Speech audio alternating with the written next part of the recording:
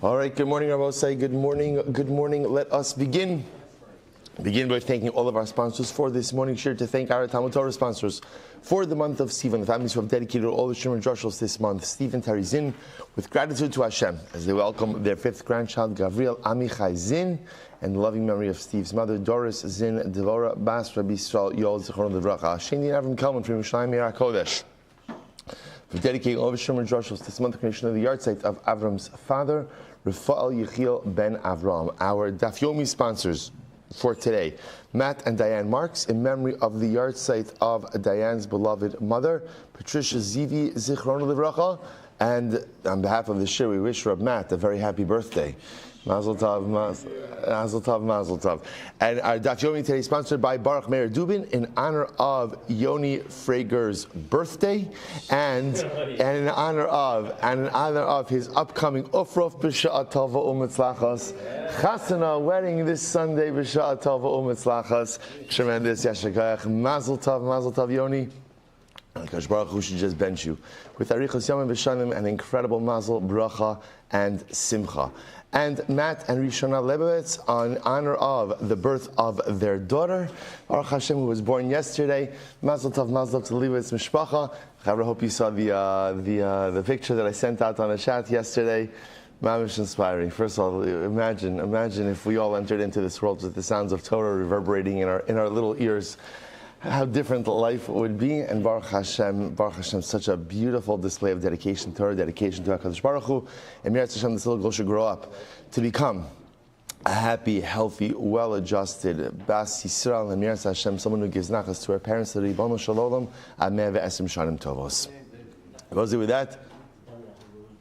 Oh, and the shir dedicates a mazel tov to Eliyahu Rosborough. We had a beautiful dance last night at Chassidus Chabura, celebrating Eliyahu's engagement to Pamela Bornstein. Mazel Tov, Mazdar Eliyahu. Continued Simchas, Brachas. You should be Zochet to send the Chuv B'Sha'at Tova U'Mitzlachas. Mazel Tov. We had like a little chasana last night at Chassidus. I felt like it was a little chasana already. We were missing the kala, but besides that, we had everything. All right, so with that, let us, a lot of simchas, as we continue simchas for all of Klal Yisrael. Today's daf is daf Gimel. Also, we have a ridiculous, but I just want to tell you something, next couple of days, off the rails. In a good way, not like a train derailment, right? In a good way. But let's say some incredible stuff happening in the next couple of days. Today's daf is Gimel, Basra. We are picking up on Beis about 2, 4, 6, 8, 10, about 10 lines up from the bottom. Tashma. So let's say, remember again, just to reorient ourselves a little bit. We are in the midst of a very important machlokes regarding. First of all, the definition of mechitza is mechitza. Does mechitza mean a division, or does mechitza mean a wall? The follow-up to that is hezek re'iyah. Is visual damage considered to be damage or not? So the Gemara says as follows. So tashma hachalonos, windows, bein milamala, bein milamata, bein mikenegdan dal ramas. So we'll say when you are building a wall opposite windows, whether again the windows are above, below, or opposite, there needs to be a distance of dalit amas. So we'll say, so what does this mean? Take a look at Rashi. Hachalonos, echad mibnei ashutfin, habona kosel b'chatzar keneged chalonoso shel chavero. So we'll say, here's the case. Reuven and Shimon share a chatzar. They're building a wall, right? So Reuven is going ahead and they're building a wall, and Reuven's wall, the wall corresponds obviously to Reuven's home to Shimon's home. Shimon has windows that are opposite the wall. So what's the halacha? If the wall itself is higher than the windows, right, we have to make sure that the wall is at least dalit amas higher than the windows. Similarly, it goes, Rashi says, if the window is lower than the walls, the window must be more than dalit amas lower than the walls. Now, we'll say the idea behind that is we don't want the neighbor being able to stand on top of the wall and be able to see into the windows of his neighbor. So therefore, if the wall is taller than the windows, it's got to be dalit amas taller. If it's lower than the windows, it's got to be dalit amas shorter. If it's opposite the windows, you need dalit amas of distance. Now the reason for that is because that has nothing to do with seeing in, that has to do with casting a shadow. You don't want the wall to block out the daylight, ultimately, of the windows. of the windows. So the Gemara says as follows. We learned about this. Milamalon kadesh lo yatis. Here it is. Why? So if the wall is tall than the windows, you have to make sure that the wall is at least dalit amas taller. Why? Shelo yatzitz v'yira milabatan, so that the neighbor shouldn't be able to sit on top of the wall and see into the house of his fellow. Milamaton. If the wall is below the windows, you have to make sure that it's at least dalit amas below the windows. Kadesh lo yamod v'yira. Kadesh lo yamod v'yira. That you shouldn't be able to stand on the wall and see into the windows. Mikenegdon. There has to be a distance between the wall and the neighbor's house of Dalet Amos. Why? Kedei shelo yafil. In order that the wall should not block out the daylight, the sunlight, from the home. So I'll say, so what do you see from here? You see from here that when it comes to structuring a wall, you have to be careful about the height of the wall so that one neighbor shouldn't be able to look into the house of the other neighbor. What does that show you? That hezek re'iyah, have hezek, that visual damage is considered to be damage. Tushim Gemara says, no. That's not a good case, not a good proof. Why? Hezek debayah shani. I will say, remember again, up until this point, we were speaking about hezek re'iyah, and there's a machlokes, is hezek re'iyah hezek or not? What are we talking about? The ability to see into someone's chutzner, right? The ability to see into someone's courtyard. That's what there's machlokes. Everyone agrees that the ability to see into someone's house, of course, is a damaging force. Because they'll say why? Because obviously a person is going to perform all types of private things inside the confines of their house. And what makes a house, or one of the things that makes a house, is the concept of privacy. So obviously the ability to see into someone's house, everyone will agree that's hezek re'iyah. The shaila is the ability to go ahead and see into someone's chatzar, right? Is that called hezek or not? That's the machlokes. Okay, so we're narrowing down the scope a little bit. This is reminiscent that when Bilam tried to go ahead and curse Klal Yisrael, so remember again, obviously you know the story, it doesn't work, and every time he tries to curse Klal Yisrael, he goes ahead and he blesses Klal Yisrael. So interestingly enough, one of the beautiful brachas he gave us is a bracha we say every single day, Matovu ohalecha Yaakov. How beautiful are the tents of Yaakov. So Rashi says, what was Bilam referring to? Ra'u she'mechavnim pischein zu keneged zu. He saw that when the Jews camped in the desert, they were careful that their tents, that the doors not be opposite each other. Right? Why? What's the issue? Because again, if the doors are opposite each other, if Reuven's coming out of his tent, Shimon's coming out of his tent, the doors are open at the same time, Reuven can see it to Shimon's house, Shimon can see it to Reuven's house, and that's a lack of tznius, a certain lack of modesty, a lack of privacy. So you see again that the ability to see into someone's house, everyone agrees is something detrimental. The machlokes is, does the concept ultimately of hezek re'iyah apply to a chutzner or not? Okay, let's go back there. Tashma, Dam Rav Nachman, Amr Shmuel, Gag hasamach lechutzner chavero. Supposed to listen to this. If you have a roof that is close to the chutzner of someone else, so let's say, for example, Reuven and Shimon are neighbors, right? And Reuven's roof overlooks Shimon's chutzner. So what's the halacha? Osin lo makeh gavah dalet amas. So Reuven has to make a fence of dalet amas on his rooftop, right? So I'll say, why? Now, by the way, dalet amas is 6 feet. A privacy fence. So why does Reuven have to go ahead and make a makeh? Why does he have to make a fence of dalet amas around his roof so that he shouldn't be able to see into Shimon's chatzar? What do you see from here? Hezek re'iyah is hezek, to which the Gemara says, no, shiny hasam. That's a different kind of case. Why? The Amr le bala chatzar bala gag, because Shimon, the owner of the chatzar, can say to Reuven, the owner of the roof, lididi kvili tashmishi. See, for me, it's my chatzar. My chatzar I use all of the time. Lididach lo kvia la tashmisha seich. But for you, for the use of a rooftop, the use of a rooftop could be irregular. And I Shimon, don't know when you Reuven are using your roof. Therefore, v'lo yedana bei. Idna salikna va'asis, top of Gimel, ditztana minach. Because at the end of the day, this is different, because it could very well be that when two people share a chutzner, right, and at the end of the day, they understand that because someone else is technically sharing that space, not that exact space, but sharing the corresponding space, I know I can't do things that require more privacy in my chutzner because someone else is there, and someone else could pop out at any time.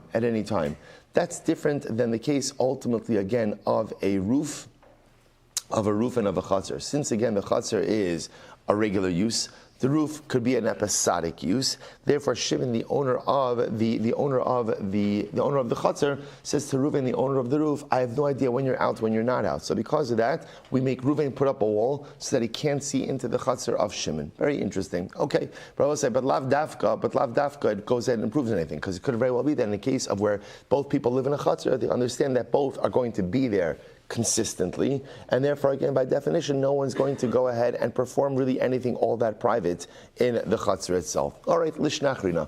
So we'll say, so another possibility. So we'll say, so remember again, we still haven't resolved this issue yet. Lishnachrina, another version of this. Amri Allah, savru amay mechitza. So we'll say, let's go back for a second. What's mechitza? Remember again, we'll say, we're going back to the Mishnah. Hashutfin sheratzu lasos mechitza b'chutzner. You have partners who want to make a mechitza in the chutzner. So what's the lashon of the Mishnah? Bonin es hakosel ba'emsa. They build the wall in the middle. So Rabbi says, so now once again, the machlokes is, what is the definition of the word mechitza? So the Gemara says, lishnachrina amri le'savru my mechitza. What's a mechitza? Plugta. So mechitza really means division. Division. That's what it means. It means a division. So therefore, I will say the way to read the Mishnah is as follows: Reuven and Shimon are live in a chutzner side by side. They're partners in a chutzner, and now shiratzu lasos mechitza. They decided they want to divide their field. What does the Mishnah say? Once partners say they want to divide their field, they must put up a wall. They have to put up a wall. That's what the division triggers. So the chsiv, how do you know that mechitza means a division? Well, it says yesterday's daf chsiv vati mechza sa'ida. Fine. The chayvan deratzu, since they both wanted to go ahead and divide the chutzner, bonin as akosel bal karchan. So we'll say, see, here's how to read the Mishnah according to this approach. Reuven and Shimon are partners in the chutzner. They decide we want to divide up the chutzner. Once there is agreement that we're going to divide a chutzner, you must build a wall. So we'll say, saying you want to divide up the chutzner, essentially, the way the halacha understands it is they both say we want privacy. Okay, well, once one of the parties in the chutzner wants privacy, that triggers a division, and division requires a wall. What does that show you? Alma hezek ri'iyah shmei hezek. See, I will say the fact that when someone wants a division, it requires a wall, as opposed to what? I don't know, like a little picket fence or something else. The fact that it requires a wall indicates to us that one party doesn't want the other party looking into their chutzner, because again, that's called visual damage. That's called hezek re'iyah. So you see from here that hezek re'iyah, shmei hezek. Visual damage is considered to be a bona fide form of damage. Incredible. So the Gemara says, one second, not so fast. Ema, my mechitza guda. How do you know? Maybe what mechitza means is like this. Maybe mechitza means a wall. Once again, we keep going back and forth. Maybe mechitza doesn't mean a vision, but mechitza means a wall. This nan, mechitza sakem shenifrat sa'omad agudar. So we'll say this is just literally again chazar from yesterday's daf.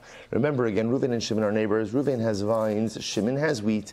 So they have a wall in between the vineyard and the wheat field, and that allows each party to plant up to the area of the wall. Now what happens? The wall breaches. So we say to the owner of the vineyard, right? We say to Reuven, fix the wall. So what happens? So now Reuven fixes it. Nifritza, it breaches again. Omer lo gidar. So he said, Reuven, fix the wall. What happens if Reuven, at the end of the day, and essentially we said yesterday, means Reuven just doesn't repair it. It doesn't mean that he makes anything yeyosh. It means that he abdicates his responsibility to go ahead and fix the wall. The halacha is any future growth becomes kilayim, therefore again prohibited. And furthermore, Reuven, because of his failure to go ahead and fix the breach in the wall, is chayiv for any kind of damages. The Gemara says, "V'tayim duratzu." Now, at the end of the day, the Gemara says, I said, this is just the Gemara. Remember, why do we bring down this whole thing? Because in this context, the word mechitza is used for what? For wall. Okay, so we'll say, so we keep coming back to that same machlokes as to how you define mechitza. Does mechitza mean a division? And therefore, again, does mechitza mean division? And therefore, halacha l'maisa, again, you glean from the Mishnah that hezek re'iyah shmei hezek, or maybe mechitza just means wall. And if it means wall, you wouldn't necessarily glean that hezek re'iyah shmei hezek. The Gemara says, so therefore, we'll say, going with this idea. If you go with the idea that mechitza means a wall, so therefore, we'll say, how does the Mishnah read? Hashutfin shiratzu lasos mechitza. If shutfin want to make a wall in the chazer, so go ahead, bonin esakosa ba'emsa. Where do they build the wall? They build the wall in the middle. The time of the ratzu. Now, according to the Mishnah, the only reason shutfin ever have to build a wall is why only in a case where they both consent. So I just want to point out this nuanced difference in the reading of the Mishnah. If you understand that mechitza means division, then what it means is like this: Hashutfin sheratzu lasos mechitza. When shutfin decide that they want a division in their chatzar, what does a division mean? We force them to build a wall. We force them to build a wall. Why? Hezek ri'iyah shmei hezek. On the other hand, if you read the Mishnah of Hashutfin sheratzu lasos mechitza b'chatzar, means that they decide they want to build a wall. Now, why are they building a wall? Why are they building a wall? Because they each decided. It's a voluntary initiative. That the Mishnah says, by the way, when you build the wall in the middle. So we'll say, so what that tells you is the only time you have to build the wall is when they both consent. Time of diratzu. The reason you're putting up this wall is because they both want it. Also, and if they didn't want a wall, you wouldn't obligate them to build it. Alma hazek riyah lav shmei hazek. There we'll say, what do you see from here? That visual damage is not damage. Because we'll say the only reason they have to build the wall is because they both want it. If they don't want it, you don't have to build it. If that's the case, then why does the Mishnah? If mechitza means wall, then why do you have to say bonin esakosal? They build the wall. Just say bonin oso. We build it. To which the Gemara says, Ella my plugta. So I'll say for the Gemara says, you're right. So it has to be that mechitza doesn't mean wall, because grammatically then the Mishnah doesn't make sense. Rather, it has to be that what is mechitza? Mechitza is a plugta. It's a division. It's a division. So 1 second, the Gemara says, if that's the case, then the Mishnah shouldn't say Hashutfin sheratzu lasos mechitza, but rather it should say Hashutfin sheratzu lachtzos. If partners want to go ahead and divide something, because we'll say again, this is just the way that people talk. Okay, so the Mishnah is kind of using like a vernacular. Like people say, come, let us make a division. But here's the problem. I'll say, okay, so now it sounds like what the Gemara is settling on is that the lashon of mechitza actually means a division. Right? And therefore the Mishnah really says like this: Hashutfin sheratzu lasos mechitza. Reuven and Shimon are neighbors. They decide that they want to make a division. Let's say, you don't have to make a division. In other words, if you live in a chutzner with your friends and family, and you're happy with this open space living, go right ahead. But the moment that we'll see if it's one party or all the parties. The moment that someone says, you know what, I need a little bit of privacy over here, right? I need to divide up my space. Then einachinami, you divide up the space. So and therefore that's what it means. If they want to make a mechitza, they want to make a division. Once someone wants a division, how do you make a division? You have to put up a wall. A wall, right? Why? Because hezek ri'iyah shmei hezek. Visual damage is considered to be damage. So now watch this.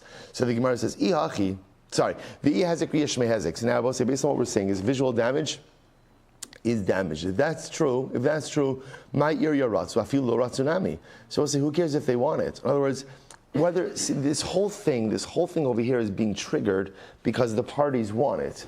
But if hezek ri'iyah is hezek, then I don't understand. Even if the parties don't want it, there should be an obligation to put up a wall. To which the Gemara says, Rabbi Yochanan, Mishnah Sinu Kishein Badin Chaluk. I will say Rashi alluded to this already in yesterday's daf. This is very interesting. What's the Mishnah talking about? So I will say, in general, we're going to get into this. About one of the interesting things we're going to talk about is the ability of partners to either dissolve or reframe partnerships. So, for example, if you're talking about a chutzner that is 8 by 4 amas, right? Therefore, again, which means that there's 4 amas for each party, right? For each party, then either party could go ahead and automatically trigger a division. Why? Because we each end off with a parcel of dalet amas. Fine. What happens if the area, the chutzner in question, is less than 8 by 4? Which means that when there is a 50%, right, a half division for each of them, 50% for each of them, everyone walks away with less than dalet amas. In a smaller parcel like that, neither party could trigger a division. So I will say the only time you could do a division in a case like that is when both parties want the division. So the Mishnah says, like, the Gemara says, like, this is very interesting. The Mishnah says, Rabbi Yasser and Rabbi Yochanan, what's the case of our Mishnah? The case of our Mishnah is in a small parcel, where there is not enough for dalet amas for each party. Therefore, neither party on their own could trigger a division. But if they both agree to a division, then of course you can. Therefore, again, the Gemara says, "Kishein badin chaluka v'hadiratzu my kamashmalan." So we'll say, so if that's the case, okay, so let's analyze this. We're talking about a parcel of land that's less than 8 by 4 amas, and therefore, again, neither party could trigger division on their own. We're going to see this all inside a bit more And therefore the Mishnah is saying that if they both agree to divide it, you divide it. All right. So what's the chiddush? So Gemara says v'hai diratzu my kamash malon. So I would say dichi les beidin chaluka kiratzu pligi. So is the Mishnah coming to teach me that when you have a parcel of land that's less than 8 by 4 amos, that if they both agree you could divide it up? Is that the kunz of the Mishnah? We've learned that already, or we will learn that. Tanina emasai bizman shein shnein rotzim. So I'll say when you have a parcel of land that is less than 8 by 4 amos, when is there no division? When both of them don't agree to it, aval bizman shnein rotzim. Afilu pachos mikan chokin. I will say, but halacha l'maisa, if you have a tiny piece of land that's owned by 2 people and they both agree to a division, then what? Then divide it. So we've already learned that concept. I don't need this Mishnah to teach me that concept. The Gemara says, no. Ime hasam, because they will say, had it been from there, from that second Raisa, hava amina afilu pachos mikan b'misifim ba'alma. I would have thought like this. What does division mean? What does division mean? Division means just like with markers. Because remember again, think about this just a moment, especially if you have a small tract of land, we've already seen the wall has a thickness to it. Right? The wall's a thickness. So I might have thought that in such a small piece of land, even though when both parties want it, you divide it, but how do you divide it? Just with a property marker. You're not putting up a wall. Kamash malon hacha kosel. Therefore, again, our Mishnah teaches us that no, anytime partners agree to a division of property, how do you divide up partnership property? A wall. Now again, coming full circle, what does that tell you if it has to be with a wall? What does that tell you? What is that? Hezek ri'ah shmei hezek. That visual damage is in fact a form of damage. Okay, let's go weiter. I have a listniha, v'lo listniha. So why not just mention our Mishnah and omit the second source? To which the Gemara says, Seifa estrichale. No, because you need the end of that brayso. What's the end of that brayso? Or the end of that Mishnah, I should say. The Gemara says, "The kisvei kodesh afal pisha shneim rotzen lo yachloku." So we'll say, it makes it sound like it's important to understand that it makes it sound like on one hand, from our Mishnah, that maybe anything that partners own together, if they agree on a division, you can go in and divide it up. So let's say Reuven and Shimon own a Torah scroll or a Tanakh scroll together. And they say, you know what, we're tired of sharing, so let's just divide it up. Right? You'll get this, I'll get that. We do not divide up a scroll of Kisvei Kodesh. Rashi points out why. Because that's a lack of covet to the scroll itself. So although, in general, when it comes to partnership property, no matter how big or small, if both of them agree to a division, you will divide it up. There are certain exceptions to that rule. For example, Kisvei Kodesh. Incredible. So let's go back there. Adashmo'inon, I'm skipping those next 2 lines there, the Lishna Achrina. Adashmo'inon, b'she'in badin chaluka, v'hadiratzu. So I'll say, now the way you're setting this up is like this. The Mishnah is talking about a case, our Mishnah, based on Bava Basra. The Mishnah is talking about a case of a chatzar that is less than 8 by 4 amos. Therefore, again, neither party could halachically trigger the division. And the only way division works is if both parties agree. So now you're coming to teach me that if both parties agree to division, they put up a wall. Okay. So the Gemara says, I don't understand. But instead, why don't you teach me a better case? Teach me a case of a chazer that is 8 by 4 amos, so it's large enough to be divided, and teach me that even in a case where what? The parties didn't want a division, the halacha says you got to divide it and put up a wall. To which the Gemara says, because had the Mishnah stated a case of where there's enough land and we divide up the chaser even if the parties don't ask for it, havamina, I would have thought, I would have thought that in a case of a field that is too small, right, doesn't have enough to be divided, I would have thought that maybe even if the parties want it, we don't divide it in that case. Kamash Malon, not the case. Kamash Malon, not so. Kamash Malon, therefore, our Mishnah comes along to say that even in a case where the field is so small that it's not really halachically divisible, if the parties agree on a division, then Allah we divide and put up a wall. But can you possibly say this? That in a case of a small field, if the parties want it, we wouldn't divide it. Vaha katani seifa. But yeah, look at the end. Look at the seifa case. Emasai. When is this so? Bizman shein shneim rotzim. Or as well say, when is what so? When is it so that we do not divide up a field that is less than 8 amos by 4 amos? That's when ultimately, again, the parties don't want it.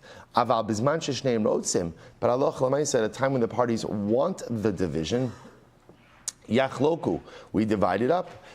So when you say we divide it up, my lava kosel is not talking about putting up a wall. Lo, I'm a sifim be'alma. No, maybe it's just talking about property markers.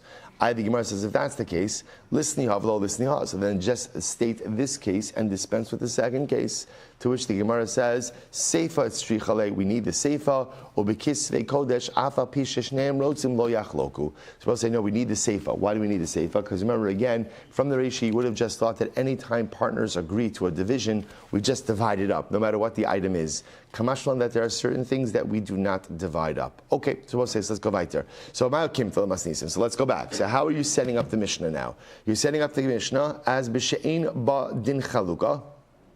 So we'll say now, so just to frame where we're holding right in this moment, right? So right in this moment, we'll say, how are we defining the word mechitza? How are we defining the word mechitza? As a division. As a division, right? So now the way, and we're also defining that the chatzar in the Mishnah is less than 8x4 amas. So therefore, the case in the Mishnah is Reuven and Shimon both want the chalukah. They decide they both want to divide up the chatzar. So now once they both agree, even though again normally this is not a divisible field, because they both agree we'll do it. And when partners agree on a division, when they say a division, then ultimately what? It's got to be a wall. Now, you could carry that over, right? So in other words, obviously if it's in this case, then in a case where ultimately, again, there is 8x4, there's or more, enough for a division. When one or both of the parties want a division, we force the division and you put up a wall. So mechitza means wall, right? Property is divisible. If it's less than 8x4, you need the consent of both parties. More than 8x4, maybe even just one party. That's to be determined. And when you divide a chatzar, what do you divide a chatzar with? What do you divide it with? A wall. Why? Why? Hezek Re'iyah Shmei Hezek. Right? Visual damage is damage. So that's where the Gemara is holding right in this moment. So we'll see what the conclusion is, but here we go. So once again, how have you set up the Mishnah? So we'll say you've set up the Mishnah as a very small field that's less than 8x4 amas, which neither party could order a division on their own.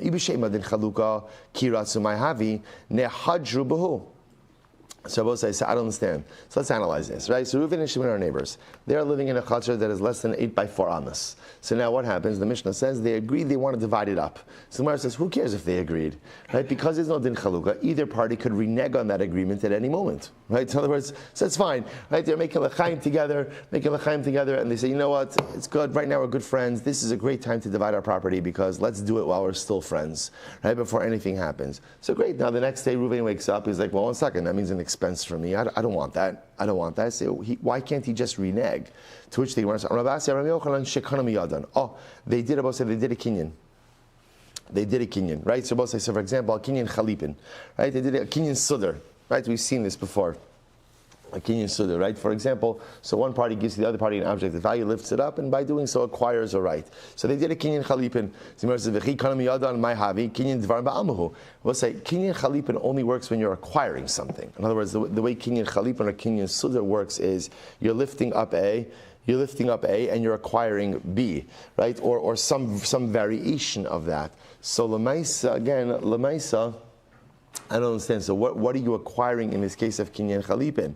To which the Gemara says, no, b'shikanu miyadan beruchos. So I'll say ultimately, what's the case? The case is where they are defining the areas of their respective chatzeros. So in other words, Reuven is saying, I'm acquiring the northern end, and Shimon is saying, okay, I'm acquiring the southern end. So they are each acquiring something with this kinyan chalipin. Because it's being acquired with a kinyan, therefore what? Therefore, halacha l'maisa, it is an irreversible transaction. Rav Ashi says, Kigon, we'll say first wide line, Kigon shahalach seh b'sok shalo, v'hechzik ba, v'hechzik, v'zeh b'sok shalo, v'hechzik. We'll say first of the widest lines. Or the other possibility is, no. They each literally went into their respective portions and did a chazaka. So the point over here is that even though this is halachically an indivisible parcel of land, because they're both agreeing to divide it, therefore it is divisible, but in order for it to be binding, there has to be some form of kinyan. So again, either a kinyan chalipin and they're each acquiring a specific direction, or they each acquire their respective portions through chazaka. Incredible. Makom shnago livnos. So we'll say, here we go. So we'll say, so we'll say, so by the way, so this brings to a conclusion this first sugya. So like I said before, it sounds like the way that the Gemara is ending off is that the lashon of mechitza. So therefore, the way to read the Mishnah is like this: Hashutvin sheratzu lasos mechitza. If partners want to divide their field. Now we're going to see, I will say later on, that when you have a chatzar that is more than 8x4, either party could trigger a division because each party ends off with a meaningful parcel of land. So why does the Mishnah make it sound like over here that both parties have to agree to the division? Because now we understand. How is this being set up? How is this being set up? This is being set up as a case of a parcel, a chutzner that is less than 8 by 4. If it's less than 8 by 4, then if you want to divide it, what do you need? What do you need? Consent of both parties. So therefore, both parties are agreeing to a division. Once both parties agree to a division, what does that require? Bonin es hakosel. How do you go ahead and divide up a field? With a wall. Not with boundary markers, but with a wall. Why with a wall? Why with a wall? Hezek ri'iyah shmei hezek. Visual damage ultimately, again, is considered to be a form of damage. So we'll say that we're not finished with hezek ri'iyah right now, but just for the purposes of framing the sugya, the Rambam writes in Hilchos Shchenim, Perek Beis Halacha Yudalid. So he also gets into the types of. He says chatzar shutfan sheish ba din chaluka. If you have a chutzner that's 8 by 4, where either party could order a division, or it's smaller than that, but both of them agree to go ahead and split the field, he says, listen to this, Yesh l'chol echad mehem lakof es chavero livnos hakosel be'emsa, kedei shelo yir'eu chavero b'shashim b'shtam shechelko. So we'll say, once there's going to be a division, either party could force the other to build a wall. Obviously, if they're both in agreement, they just want to build a little boundary marker, that's fine. But one party could force the other to build a wall. Why? Shehezek ri'iyah hezeku ve'in lo chazaka b'chatzar. So we'll say, so just to understand, we paskin hezek ri'iyah is hezek. Hezek Re'iyah is Hezek. It's very visual damage. We'll say, it's very profound. The truth is, we know that Hezek Re'iyah is already Hezek. How do we know this? Even on a hashkafic level. What do we say every single day in Kriyat Shema? V'lo sasuru. Right? Acharei avavchem v'acharei inechem. Right? Do not go ahead and follow after your eyes, after your heart and after your eyes. So we'll say, so we already see Hezek Re'iyah. So a lot of times also the way we justify looking at things that we should not be looking at is how? I'm only looking, right? I'm not doing, I'm not acting, I'm not performing any aveira. It's just ocular ingestion, right? There's nothing happening over here. So what does the Gemara say? Hezek ri'iyah shmei hezek. Hezek ri'iyah shmei hezek. That ultimately, again, what you look at has a profound ability to damage others and also has a profound ability to damage me as well. Incredible Gemara, both Bahalocha and Bahashkafa. We're not finished with Hezek Re'iyah yet. There is still more Hezek Re'iyah, but at least for now we're going to close out this sugya. Let's go weiter. Says the Gemara. We'll say, so we are up to, good, second white line. So the Gemara says, Makom Shnagu Livno. So now we're transitioning to a different topic. And now this is the topic I will say of what are you building the wall out of? So we'll say, so remember again, essentially what the Mishnah said is, what do you build the wall out of? What do you build it out of? Whatever the minhag hamakom is, right? Whatever people in that locale build their walls out of, that's what you're going to build out of. So says the Gemara, here we go, gvil. So now remember again, the Mishnah listed a whole bunch of different types of building materials. So gvil, avnei de meshafia. So what's gvil? Gvil is unhewn stones. So gazis, avnei de meshafia. Gazis is hewn stone. Dichsev, kol eila avanim yikaros kemidos gazis. So this is actually quite beautiful. The Gemara quotes the pasuk over here by the Beis Hamikdash. What do they build the Beis Hamikdash? Out of gazis, hewn stone. Incredible. Kfisin are archi. Kfisin are half bricks. Levanin are livni. Levanin are whole bricks. Amar Rava Berei Rav Ravashi. Mimai de gvil amnei lo meshafyaninu. How do you know that gvil ultimately, again, it's unhewn stone? The high tefach yisera lemarsha de karnasa. And I will say, so remember again, by the way, why is unhewn stone thicker than hewn chiseled stone? So the Gemara attributes this to the unshaved corners. That, in other words, apparently the corners by unhewn stone stick out more. They're more pronounced than the corners of hewn stone. Okay, that's why it's thick. So Rabbi says, how do you know that's what it means? Dilma palga de gazisu. Maybe ultimately again refers to half of a hewn brick. And ultimately again, this additional tefach is for the mortar on the inside. So the Gemara says, kfisi archi, because we'll say, as people say, ultimately kfisin refer to half bricks. Okay, so levin and livni. So bricks are whole bricks. So the Gemara says, v'hai tefach yisera lebeni arvi, and I will say, ultimately again, the additional tefach is for any mortar put inside. Amali v'letamech kfisin. And how do you know that kfisin, right? How do you know that half bricks or kfisin really means half bricks. So the Gemara says, Ela Gemara Gemirila, rather we have a tradition. So therefore, again, Gvil Nami, Avnei Deloma Shafia, Gemara Gemirila. So Sotzer say, again, a lot of these things, the way we know what the names mean is because we have a Gemara, we have a tradition that this is what it means. Now, I will say, normally Gemara means like a halacha l'Moshe Sinai.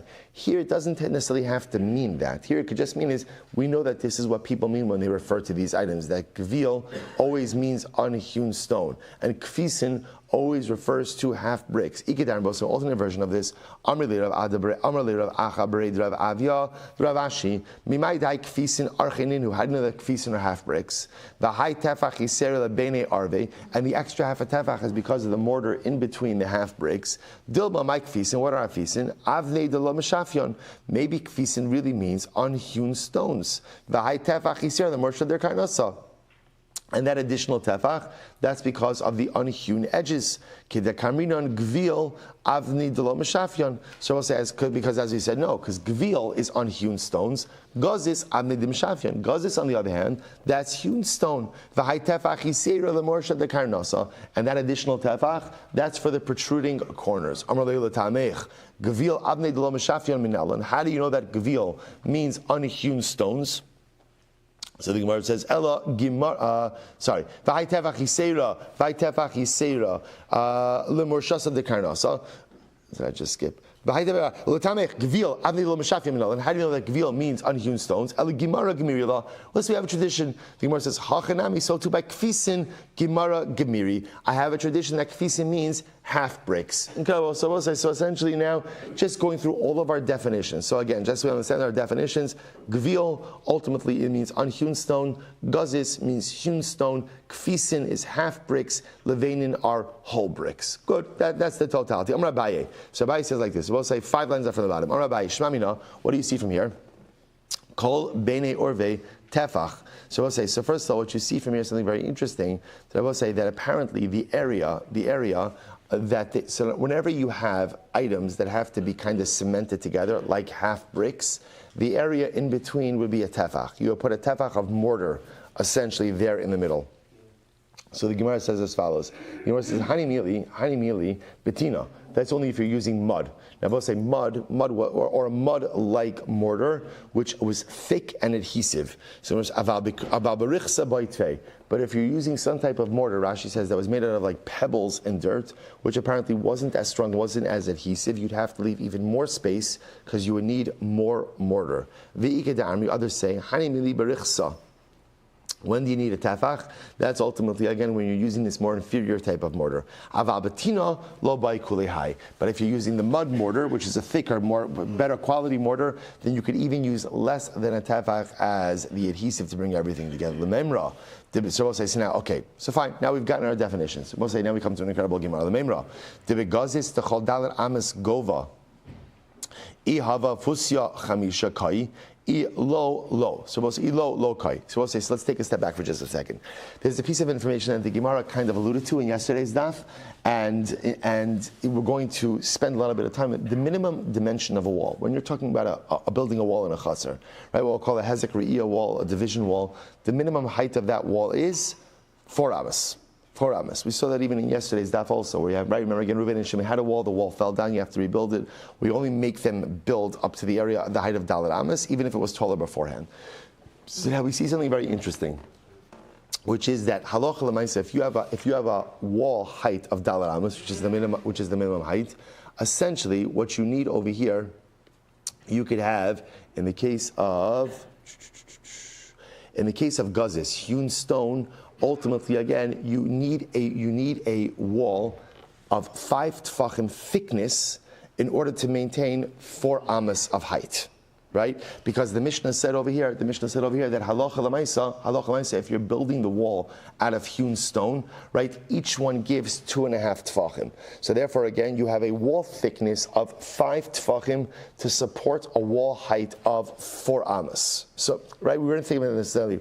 When the Mishnah talks about the width of the wall only works if the width supports the height. So we're presupposing that the height of the wall is dalet tfachim, and therefore a width of, dalet amas, which is approximately 6 feet, right? So a wall of 6 feet can be supported by 5 tfachim of width. Okay, so now watch this.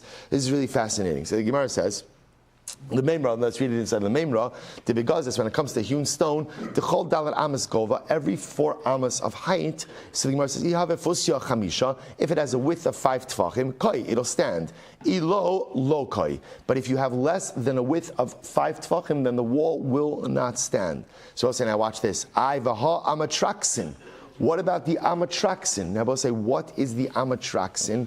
This is incredible. Look at Rashi. Amatraxin, Rashi says, Amatraxin, the binyan shlomo. I will say the Amatraxin we're going to see now was the 1 amma thick. What was the wall essentially in between the Kodesh and the Kodesh HaKadoshim, right? When you entered into the what we call the Kodesh or the Heichal, right? You entered into the first part of the Beis HaMikdash. So first you entered into like an ulam, an antechamber. Then you walked into the heichal. Inside of the heichal, what would you see? You would see the menorah. You would see the shulchan. You would see the mizbeach haketoras, the incense offering. And then in front of you, in the first Beis HaMikdash, there would be a wall. There'd be a wall. Behind that wall was the Kodesh HaKadoshim, was the Holy of Holies. In the second Beis HaMikdash, as we're going to see, they didn't have a wall. They had a curtain instead, which we'll discuss in just a moment.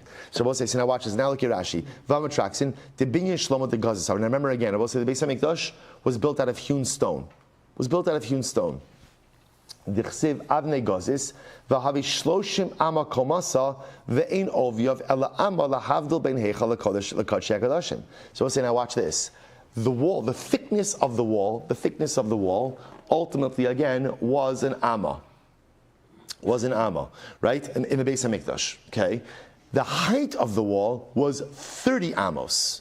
So we'll say, based on our calculations, the wall should not work. Why? Because based on our Mishnah, Rabbi will say, for every 4 amos of height, what do you need? 5 tfachim of width. 5 tfachim of width. So therefore I will say, for a 30 amma high wall, you need much more than an amma of width. So what's going on? We're just asking a construction question on the Beis HaMikdash based on our Mishnah. To which the Gemara says, "V'haya matraxin dahavi gova plus an amsa v'lahavi fusi el shis poshche." And yet again, the amatraxin. Tosfos, by the way, points out over here. Tosfos points out that ultimately, why is it called traxin? It's still, in other words, what does the word traxin mean? So just quickly, Tosfos says the etymology of this Rabbeinu Tam the tarak havi kamo Turkey gully, right? V'sin have Sinai. So he says it's a contraction of 2 words. He says Turuke means to close something. Sin means Sinai.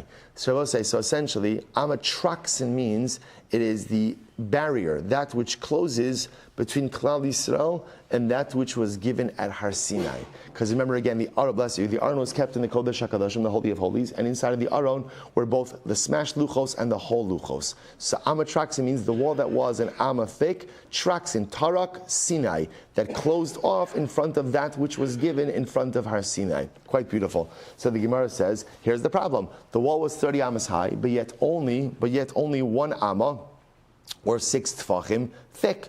So the Gemara says, no. Kevan the ika tefach yisera kai. Ultimately, I will say, since that extra tefach. So in other words, apparently, so we're operating with the idea that since it wasn't 5 tfachim, in other words, what does the Mishnah say? The Mishnah says that a wall of 5 tfachim goes out and supports. A wall that is 5.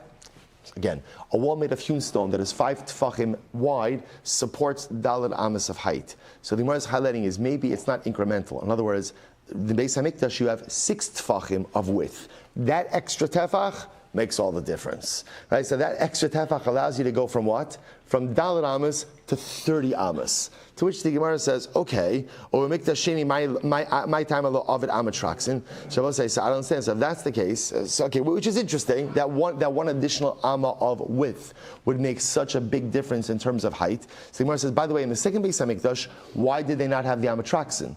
Why was that not built? They had a curtain, as we said before. The Gemara says, I'll tell you why.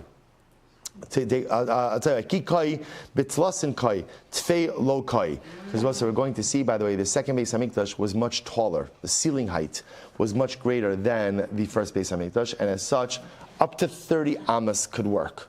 Higher than 30 amas would not work, even with the extra tevach of width. So the Gemara says, Ki kai bitlasin kai tfei lo kai uminala and davi gavot tfei. How do you know that the second Beis Hamikdash was taller than the first? Because the pasuk says Gadol yiyeh kvot habayis hazeh acharon min harishon. Because the pasuk says ultimately again the kavod of the second Beis Hamikdash will be even greater than the first. Now I will say there is a machlokes how much taller the second Beis Hamikdash was than the first. Look at Rashi for just a moment. Rashi says bebinyan shahaya gofu meya ama. So we'll say this is incredible. So Rashi says over here that the second Beis Hamikdash was 100 amos tall. So I will say, so just understand, like if you understand, like an amma is about 1.5 feet, right? That is incredible. So I will say, I just want to point out that would also mean that the second Beis Hamikdash was essentially 3 times the height of the first Beis Hamikdash, which sounds like a very strange disparity. If you take a look, I will say, I don't know if in your Gemaras, if you have that little Zayin in your Gemara. The little zayin, I'm sorry, no, actually not the zayin, the little chaf like with the half bracket that takes you to Hagos v'tziyunim. If you look, he writes over here, ayin tosas yantiv, reish parakei diyuma, divrei maschel leveshe, the garas mem amos. So Tosas Yanta says, no, it's a mistake. It's a mistake in Rashi. So Rashi, it shouldn't say meya, shouldn't say 100. Rather, what should it say? Mem, 40. Oh, okay. So now that's a little bit more reconcilable. So what that means is the first Beis Hamikdash was 30 amos tall. The second Beis Hamikdash was 40 amos tall. There was a 10 amma increase as opposed to a 70 amma increase. Okay, which one was it? Okay, Meretz Hashem, we'll see when Mashiach comes. So the Gemara goes later. The Gemara says, Rabbi Shmuel v'Amid Rabbi Yochanan Rabbi Lazar Chadam Rabbi Binyan v'Chadam Rabbi Shanim. So we'll say, so some say the second Beis Hamikdash was different than the first in terms of its construction, and others say it was different in terms of its duration. So we'll say Amid Beis. Now remember, B'Shanim means, Rashi points out to there, Gimel Amid Beis, 3b. Rashi says, Bayis Rishon Amad Dalad Meos v'Eser Shana Ba'al Sheni Dalad Eser Shana. We'll say the first Beis Hamikdash stood for 410 years, and the second Beis Hamikdash stood for 420 years.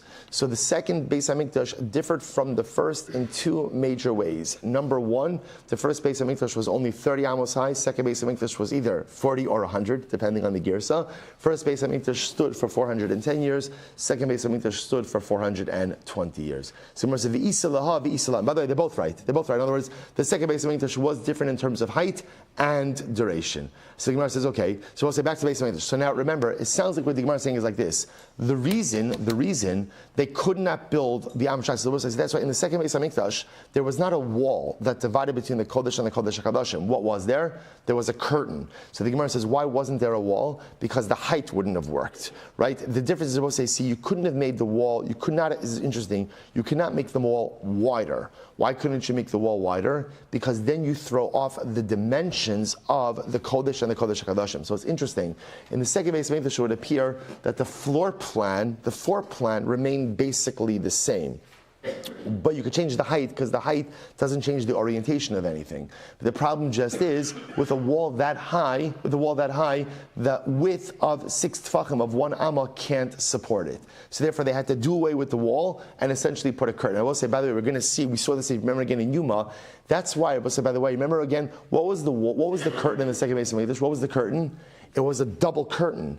Why? Because they needed the curtain to occupy the space of an amma.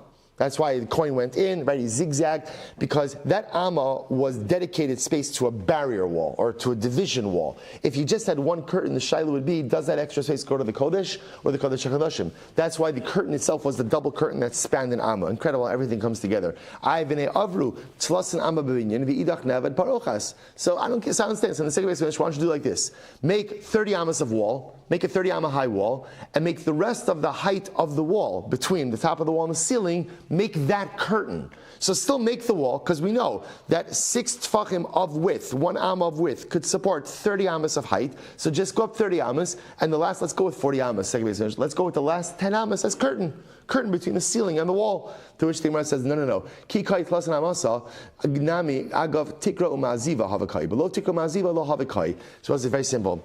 Why can a 30 amma wall be maintained at 6 tfachim of 1 amma of width? Because the Gemara will say you have another opposing force. What's the opposing force? The ceiling, right? In other words, what keeps that wall in place is not only the thickness, but also the fact that it's a load-bearing wall as well. So it's the weight of the ceiling. I don't know if it's actually load-bearing. I'll take that back. But it's the weight of the ceiling that actually weighs down on the wall itself. So the problem is you can't have a 30 amma wall that doesn't hit the ceiling because it's not anchored then. So that wall will topple. So therefore, again, building up 30 ammas and leaving it at a width of 1 tefach and putting a curtain on top, that is not going to work. So it's incredible. It's incredible. So fine, why don't you just do this? Build the wall as high as you can, right? So the wall is going to be 1 amma of thickness. So that we know. We'll say, right, that's literally set in stone. That says so 1 amma of thickness. Build it as high as you can. Build it as high as you can and just make the rest of the area curtain. To which the Gemara says incredible. Amar Abaye says, Gemiri, you have a tradition, ikulu babinyan, ikulu baparochas. So I'll say, no. The way this wall works is, it's either all wall or it's all curtain. Babinyan mikdash, ikulu, so the Gemara says, babinyan mikdash, ikulu babinyan mikdash. So I'll say, if it's going to be all wall, that's modeled after the first temple. And if it's going to be ikulu baparochas, and if it's all curtain, mishkan, that's going to be modeled after the Mishkan. So we'll say, essentially the Gemara is saying is, our tradition for building this amatraxin, this division wall, is either all wall, like the first base of Mikdash, that was the model, or it's all curtain, like the Mishkan, but no combination of the two. I will say there's a tremendous Musar Haskell on this also. They'll say, what is the power of the Beis HaMikdash? What is the power of the Mikdash? And what is it that we lack without a Beis HaMikdash? This is so important. Sometimes we don't really fully understand what it is that we lack without a Beis HaMikdash. The Beis HaMikdash represented a place of clarity. The Beis HaMikdash represented the place where you went in order to get clarity in life. So I'll say, so clarity means there's no taroves, there's no mixtures, there's no ambiguity. So it's almost as if in the Beis HaMikdash, those things which represent division. This is here, and division represents, again, division in so many things like division between right and wrong. We saw this last night in Chassidus as well. In the Beis HaMikdash, there's no a wall that's half this and half that. There's clarity. There's no ambiguity. Everything is clearly defined because that's what you go to the Beis HaMikdash for, to get definition, clarity, and dispel the ambiguity in life. Therefore, the Mishnah says you can make it all curtain, you can make it all curtain, or you can make it all wall, but you cannot create a mixture of the two. Incredible. I will say that's what we lack in a Beis HaMikdash. What do we lack? We lack ultimately in clarity. We live with so much ambiguity. We live with so much gray. We live with so many tekus and so many unanswered questions. That's what we lack by not having a Beis HaMikdash, a sense of clarity in this world, a sense of clarity in this life. Let's go back there. Hein v'sidan or hein below sidan. So we'll say, here's the shaila, interesting shaila over here. When we speak about the thickness of the wall, does the thickness of the wall include the plaster or not? So I'll say, so right, for example, the Mishnah gave me the thickness of all of these walls. So for example, let's say hewn stone, right? Hewn stone is 5 tfachim thick, right? Each party contributes 2.5 tfachim of space. Does that include the plaster used or not? So the Gemara says, I'm going to say, yeah, it includes the plaster. Of course, the plaster, right, is included in that measurement, in that width. Because if the plaster is not included, then go ahead and include the plaster. In other words, I will say the whole point of the Mishnah is telling me how much space each party has to allocate. So if Lamaisa, again, at the end of the day, the plaster is not included, then halacha Lamaisa, tell me the plaster. The fact that it's just given the shear of 5 tfachim indicates the plaster included. Rather, what do you see from here? That the shiurim include both the stones and the plaster. Maybe not. Maybe not. Maybe it doesn't include the plaster. So Rabbi say, why would it omit the plaster? So maybe the svar is like this. Since Rabbi say the layer of plaster is less than a tefach, it's negligible, and therefore halacha l'maisa, it's not included. We don't include it in the Mishnah. To which the Gemara says, here's the problem. Here's the problem. The Gemara says, "V'hakatani belevenin zeno sein tefach umechza, v'zeno sein tefach umechza." Rabbi say we learn by bricks, right? By bricks, it says each one gives a tefach and a half. So Rabbi say, what do you see from here? Even half tefachim are reckoned in the measurements over here. So again, just because something is less than a tefach doesn't mean that it's negligible. To which the Gemara says, "Hasam chazi l'sirufa." Here's the difference.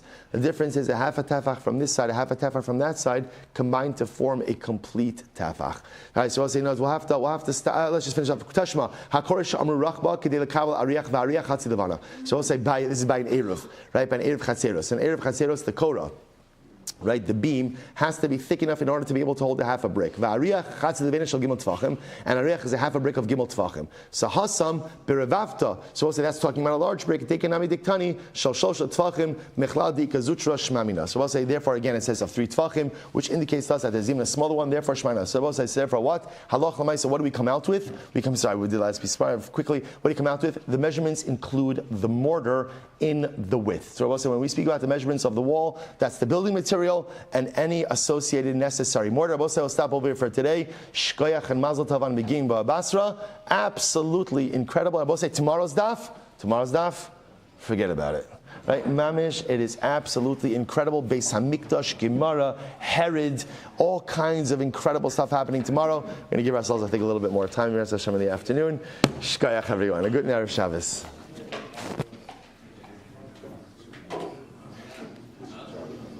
Good Shabbos.